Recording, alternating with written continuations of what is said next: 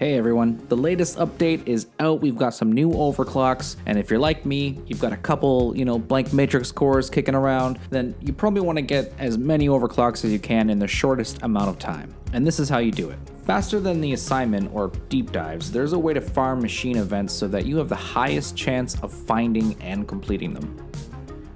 Machine events have a 25% chance to spawn no matter what the hazard level, so it's just a matter of shortening that process of finding and completing them. I've tested this method on every mission type, and what you're looking for is a big open room with the least amount of tunnels or long pathways. I tried egg hunt missions, but those consist of both big rooms and tunnels, and sometimes one or the other, not enough consistency. And had the same experience with refinery missions too.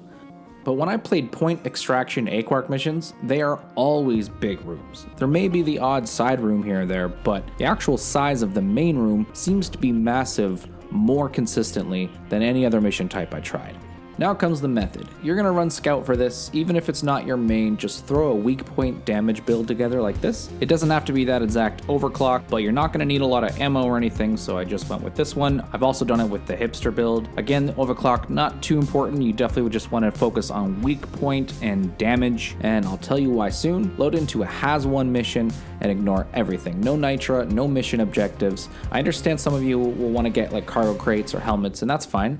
But this is supposed to be the fastest route possible, so I need to focus on finding events as a priority. Especially because cargo crates and helmets aren't going to give you the new weapon overclocks. But I totally understand if you want to go get those, y'all don't have that much stuff, go to town.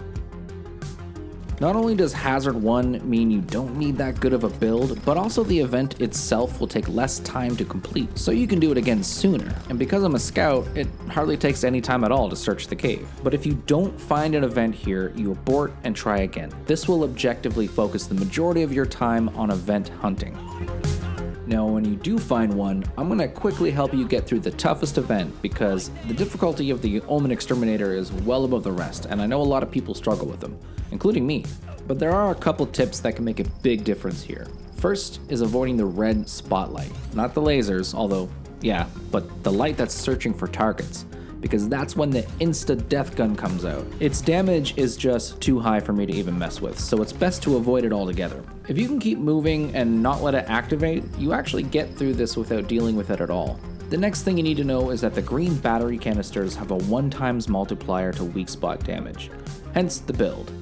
So as scout, it really doesn't take much to destroy one of these things and get your overclock. After you got the overclock, abort the mission and do it again. We're talking around 6 minutes tops to find and complete the event. And it should only take you about 2 minutes to search the cave and abort if there is no event. This should help use up some of those extra blank matrix cores you guys might have.